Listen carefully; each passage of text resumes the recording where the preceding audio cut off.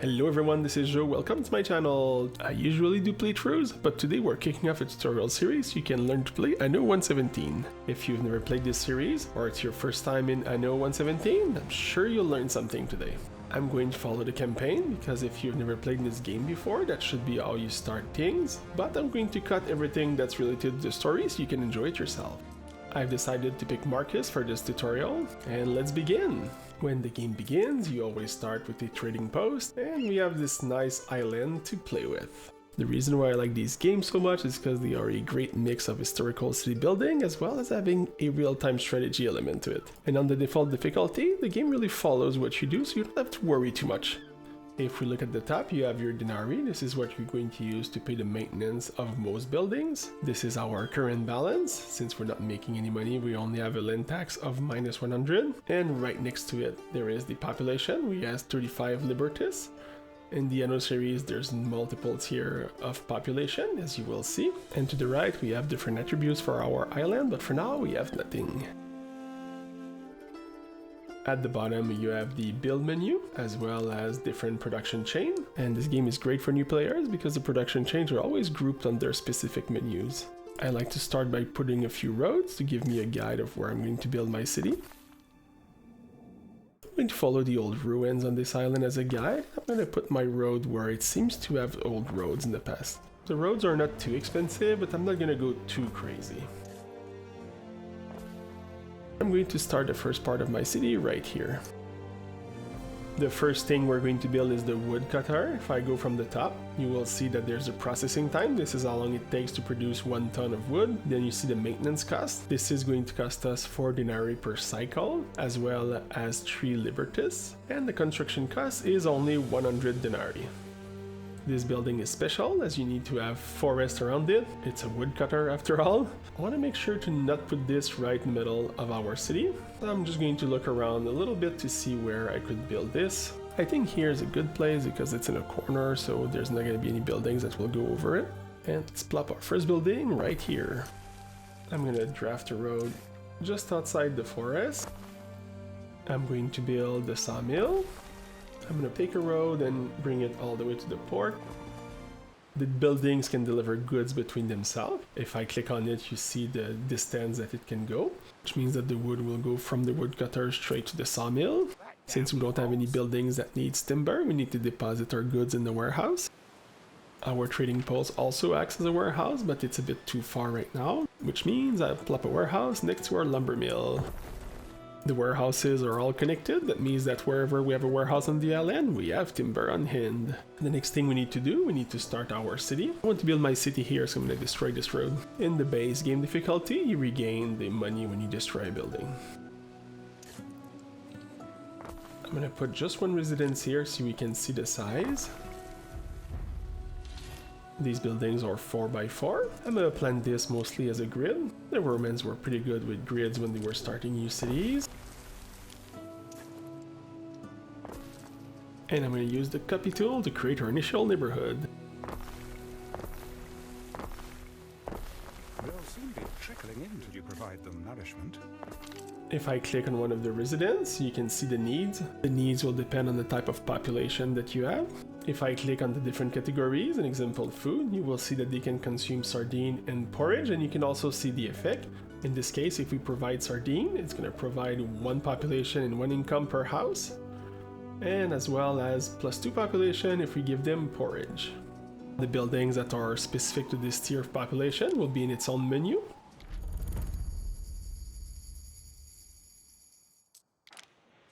The sardine will cost us 6 denarii and 4 libertus. I'm not gonna worry too much where I put things currently, I'm just gonna drop them here. This doesn't take a lot of population or coins, I'm just going to put 2. Next, I'm gonna do the porridge. This requires an oat farm, as well as a porridge stand. I'm gonna complete our road here just to give us a guideline. And I'm gonna put the farm on this top side here. For the farm, you need to put each field individually. In this case, we have to put 80 of them. The game won't let you build extra, so if it's there, it's good. If you look at the oat farm and the porridge stand, they both take 1 minute. And a bit like the sardine, just to be safe, I'm going to do 2 of each. I'm going to use the copy tool. I'm going to select this whole farm. I'm going to put one across the street. I'm going to do the same thing with the porridge. We just got to make sure we don't run out of workforce. But because of the porridge, each of our house will increase by 2 population anyway. Let's look at this whole neighborhood. We already have 10 timber, which means we can put 10 new houses. If you don't have enough, the buildings becomes a blueprint. Once we have enough wood, we'll be able to upgrade them back to a real building. But currently, there's nothing there, it's just a blueprint. But it looks pretty cool. I'm gonna keep the grid about the same size.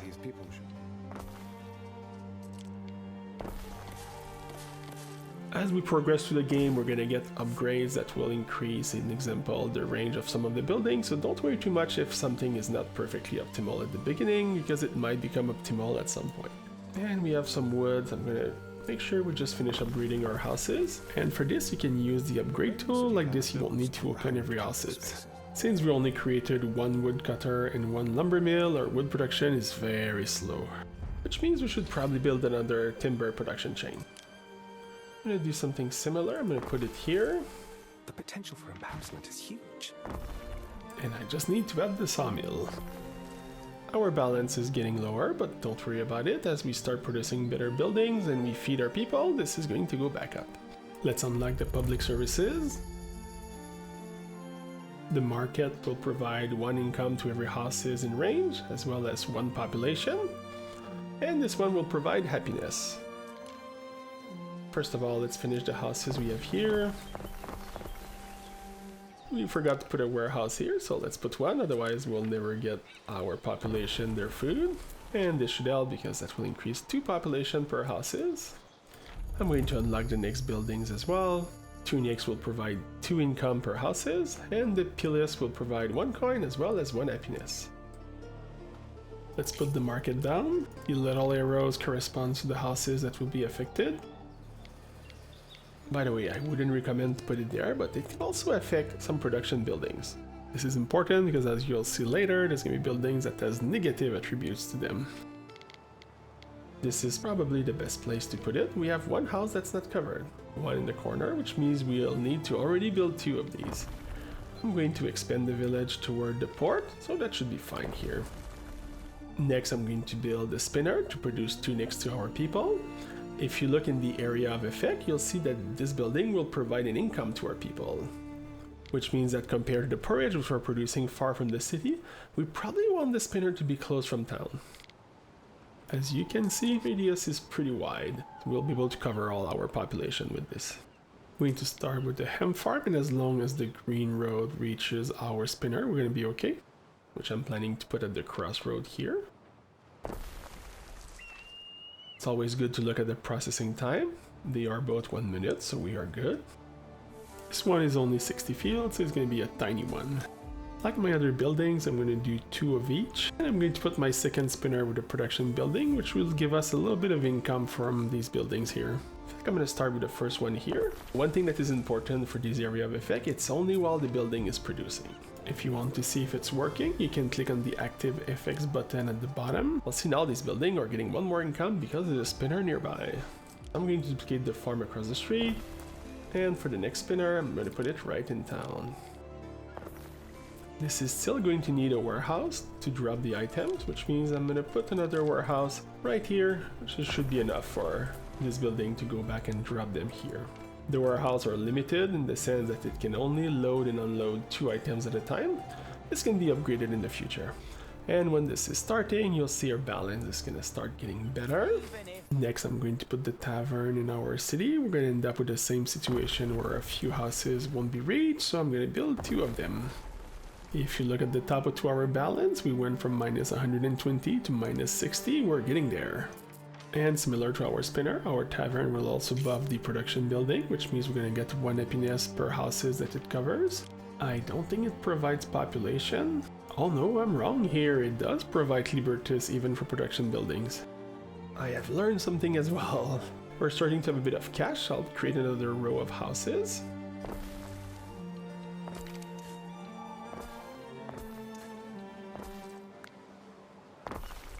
Okay, I have a bit of a blind spot here. I'm gonna move my tavern to the edges instead.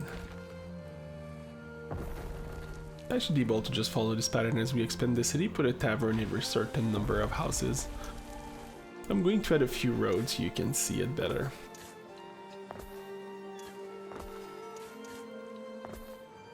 Okay, yeah, that really covers everyone like this. I'm gonna copy just a few more houses on this side and at the bottom. And that should be covered by these buildings, alright. I'll make the grid a little bit shorter, maybe I'll keep some space on the right for production buildings.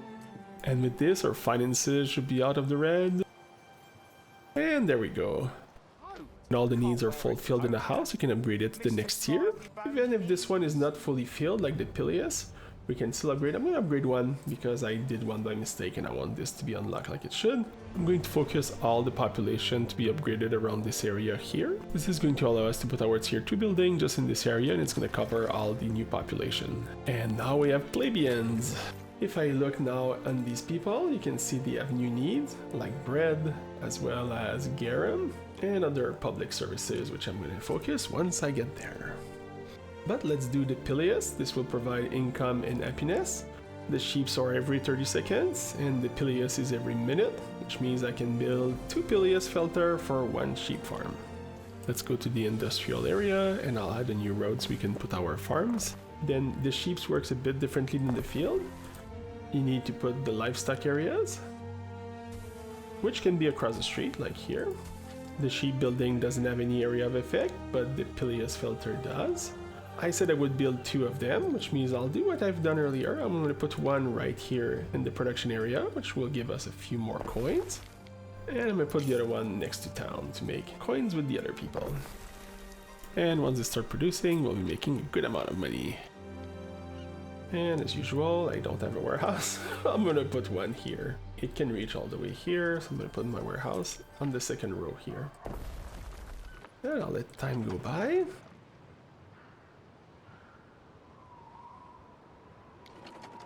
Now we have new things that appeared on top. First of all, we have a bit more data when it comes to the income. You can see the buildings that increases the population. We have a new attribute called Believe that you will see very soon that represents the fate of your people. We have happiness. If you have a positive happiness, there's no unrest. And there's going to be a festival happening in 11 real-time hours, but we're going to put buildings to improve this as well. But we also have a fire safety issue, which we can solve with a new building we just got. And let's look at their balance. Good amount of cash going in, and this is all because of this Pilius filter here. If I want to improve our fire safety, I need to put this vigils, but this requires tiles, which we don't have. When the story moves forward enough, you're gonna get your own little ship I'm gonna bring back to our island for now. We've been adding a lot of people, but you might be wondering, how do I know if I'm producing enough items? For this, you can click on the balance here. This will open the production tab.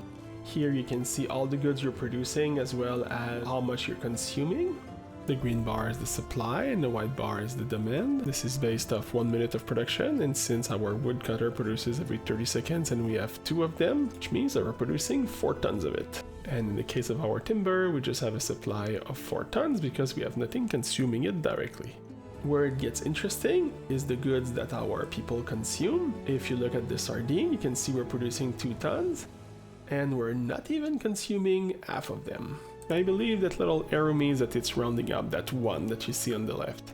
And this is bringing us 38 coins, but if you look at the porridge, you can see that we're losing 16 coins, but it's because the building only provides population. Which means that we can really safely add some of Libertus houses. We could double it and have no problem. I'm gonna do exactly this. I'm gonna fill this right side of town with tons of houses.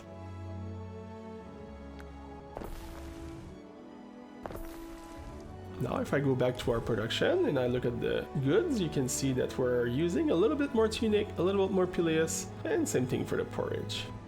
Let's make sure our new houses has access to the market and the tavern. All the streets are green for the market, we should be good. But what about the tavern? Yeah, there's a few buildings that are not covered, so I'm gonna add one right here. Alright, we have a healthy balance of 180 coins. If you are worried that you are playing too slow, don't worry. When you're playing in the story mode, the game is really good at making sure it adapts to your speed. which means that until you're ready, you won't see a soldier dropping on your town and destroying it. I'm going to move the Pileus filter a little bit on the right. I think we can make a few more coins even. I think here's a good place to drop it. And it's still in range from the fields, which means it's not going to need to go in the warehouse one more time. One thing that's important to remember regarding income is that you only get the area of effect of the buildings if it's producing something, which means if we ever reach a maximum number of items our islands can carry, currently it's 75, we would lose that income. So if you see your balance being negative, it might be because one of your buildings has stopped producing something, which is a good excuse for us to continue to move ahead and continue to grow and look at the new buildings we can build.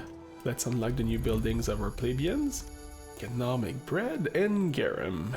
Garum was the ketchup of back then. They were putting that on everything.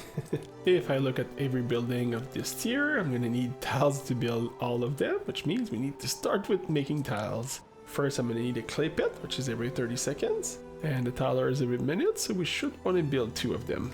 Both of these buildings require plebeians, which we only have 3 of them, which means it's time to upgrade. There's 2 ways to upgrade. You can click on the house and click the upgrade button, or you can use the button at the bottom and you can upgrade your population like this. And as you get more population, you're going to unlock new building. At the beginning of the game, I don't believe your population gets unhappy if it doesn't get their needs fulfilled. Okay, now we have 18. Let's look how many we need.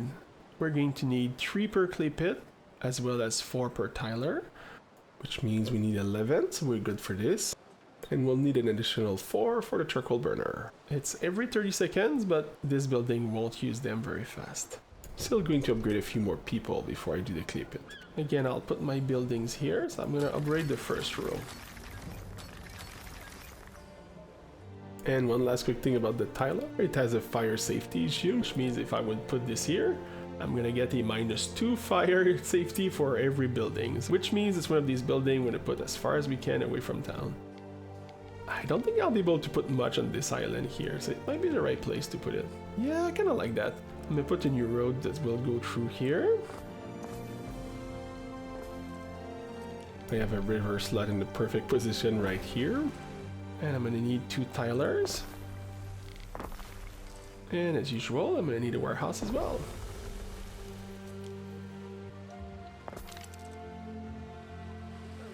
And one last bit of road here. I didn't care to make this a grid because I'm assuming this is part of one big property that produces the tiles for the town. And the last thing we need for this building to work is we need charcoal. This building has a -3 health and -3 fire safety, so we want to put this as far as possible. I think here would be good next to the mountain. We'll be able to spare as much as possible our population from the ashy debris of the coal.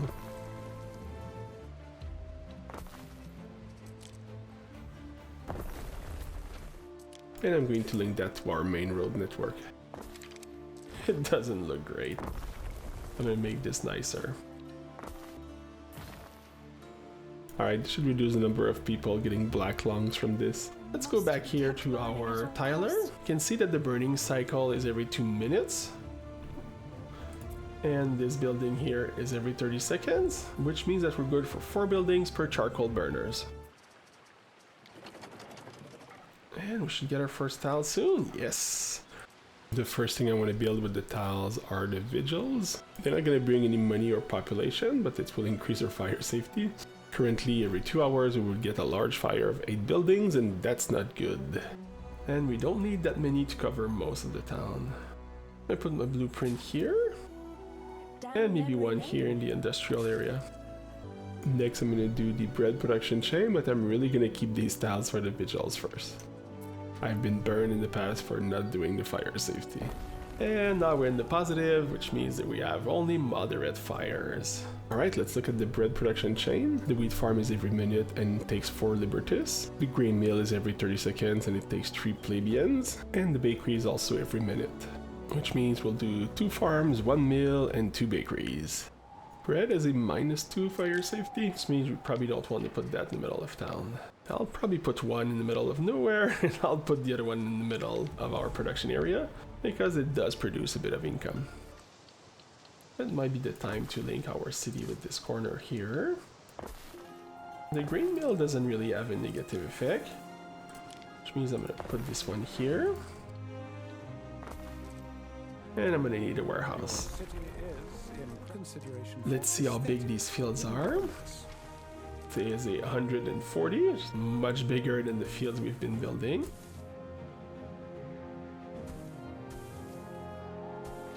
Okay, this old farm here, I'm gonna remove one row and I'll put it above, and I'll put a road here. It just allows the buildings that provides coin to be able to share a bit more its benefits. While we're here, let's finish the other vigils. I'm gonna build the other field on this side here. I'll build my bridge so I know where I'm going. And I've added the second farm next to the mountain and it reaches the warehouse, so we're good to go. The last thing I need to do is to have 2 bakeries. I was saying I wanted to put one here, which I'm gonna do. I just need to move a couple fields from here. It's going to affect a few houses, but I think I'm still fine with it. And the other one, I'll put it across here. Oh, the range is huge of this thing, jeez. Let's build the road across to put our bakery. Let's add the second bakery here. Alright, we should be good for bread.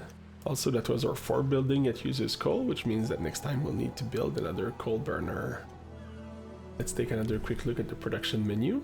Everything is still pretty good, shouldn't worry too much. It's good sometime to look at the production chain. If you look at the flour, you can see that the demand and potential is maxed out, which means we did our chain well. If I look at oats here, there seems to be an issue. But this is perfectly normal, it's because we don't need all the porridge we're producing. Yeah, I think it's time to increase the city a little bit to have more people. I'm gonna copy this neighborhood here. I added a few beautification objects earlier, like this fountain. Maybe I'll add a tree or something like this. Around, maybe a flower bed around the fountain. A few trees, maybe not next to the brazier. And the rest, I'm gonna fill this with flagstone. That looks like a nice little thing to walk by to work in the morning. And these people will get their need filled up pretty quickly. I'm gonna upgrade them. If I look at my plebeians menu, you can see that I've unlocked a new type of buildings.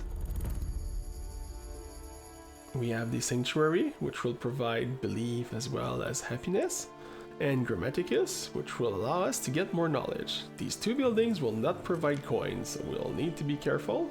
It's 26 and 16, it's not too bad. We've been producing a lot. Our fire safety is still pretty good. Yeah, most of our houses are covered. I'm going to end up building a lot more buildings in the port, so I'm going to put the vigils right here. We've also unlocked a Custodia, which will improve the happiness in town. Yeah, improve happiness. I'm going to put one right at the entrance of the city here. You enter the city, the first thing you see is the Custodia. You know, that's not a town you just walked into. Maybe we can put a nice statue here. Not sure. How about the wolf? Yeah, that's not bad, I like it. And a little bit of green wouldn't hurt. Same thing here, just a few more trees. Maybe not something that doesn't belong in this region.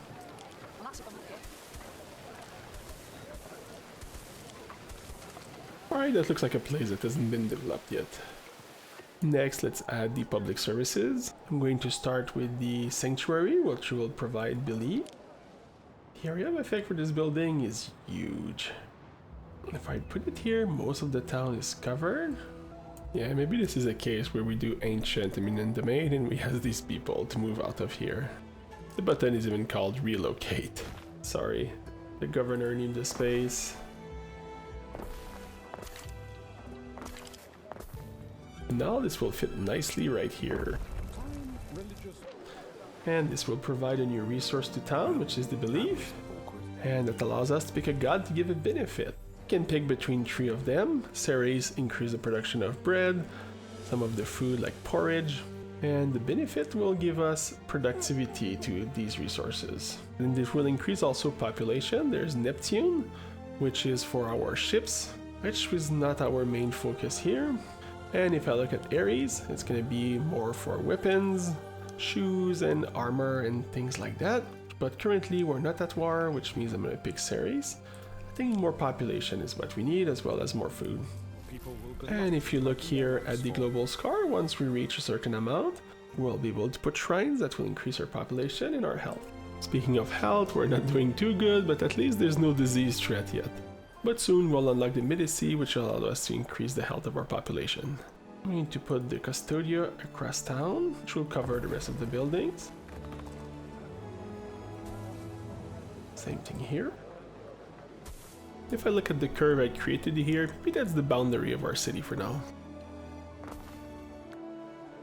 I made this slightly too small. And which means I can add the last row of houses here. Some of the houses are not covered by a market, so I'm going to add one here to follow our pattern. As well as the tavern. Okay, maybe we can see the city a little bit further. And we have someone who joined the festival. If I look at the items tab of the trading post, we have a new specialist. This is going to increase the research knowledge. For this, we'll need to build our villa, which I'm going to do right after the Grammaticus.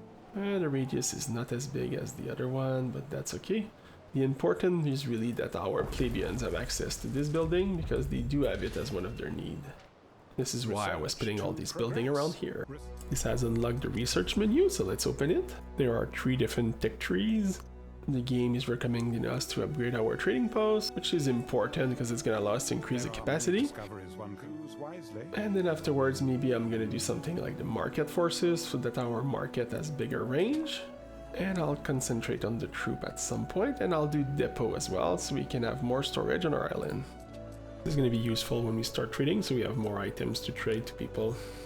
Alright, our plebeians are mostly fully happy, which is what we want.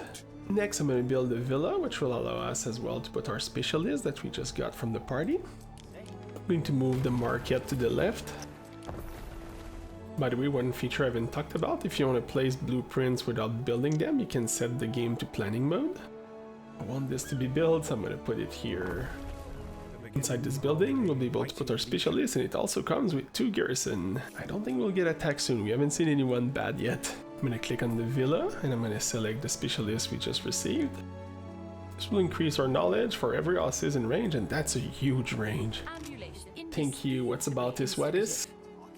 And if I look at the effects here, these people are providing 5 knowledge, which is pretty good for every houses. The villa really helped with our population happiness. We're so much higher than we were. Yeah, everyone's happy in here.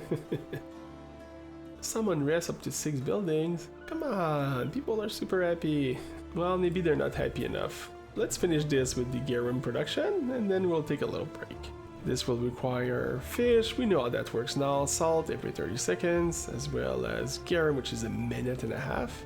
We'll probably need to create 3 garum production, 2 sardine, and 1 salt pound.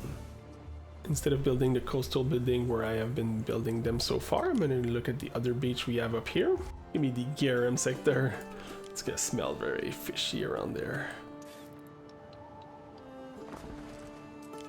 Alright, let's put the 2 sardine. Let's put the second one down. 1 salt puns. As well as 3 garum production. And of course, the thing I forget all the time, a warehouse. By the way, if you create roads over water, it creates docks instead. It could be useful if I wanted to build a building parallel to our beach. Alright, this will take a little bit, but this should work very soon. Alright, while we get the fish sauce, I'm going to continue our town a little bit. Maybe just like this time. Make sure that these people have all the buildings. The market is a little bit too far. Okay, that will cover all the buildings here. We're breaking a little bit our pattern, but that's okay. We're near the water and there's not going to be much on the right side. We have a lot of population here that are not benefiting from Apilius filters. And as our city gets bigger, we might run out of the production anyway. Are we close from maxing out? In fact, we are. I create a new production of tunic and hat next to that side of town, and I'll put the buildings here that we make a lot of money from it. The filter is the size of a house, which is always good when you try to build new neighborhoods. And here the spinner as well. Since this is not really part of town here, I'm gonna break a little bit the pattern. Let's put our hemp farm here. By the way, if you want to copy the full farm, you just need to have a field and the building, and that should copy everything. Yeah, the game sometimes is not very good at allowing you to copy something that was not in diagonal and now wants to be in diagonal. Since I've done that earlier, I'm just gonna blink and the building will appear. And just like that, we have our new production chain ready. Oh, our trading post has been researched? Right as our city is catching on fire. Uh-oh. Yeah, back then I guess you had to pump it in the bucket and then throw it. Let's look at what our fire coverage looks like. Oh, it's pretty good. Maybe I'll put one here, we have a lot of buildings. Every little bonus helps. Yeah, that's not too bad, at some point this is gonna stop. Well, since we just finished the research, let's go upgrade our trading post. If we look here, it's gonna add 2 loading RAM, it's gonna increase the storage by 75 and allow us to have 1 more catapult, which we don't have yet. Alright, I think it's a good place to stop this video. At some point our town will stop burning. People are partying in the street, jeez. Alright, it stopped burning, I can repair and then finish this video. Alright, our city is well balanced, we're making a good amount of money. Planning to do a few more episodes of this series and go toward the different tier of building, explore the other islands. And I'm assuming very soon we're gonna get some naval and ground battle as well. If you are enjoying this video, consider hitting the like button or leave a comment. As usual, thanks everyone and have a great day.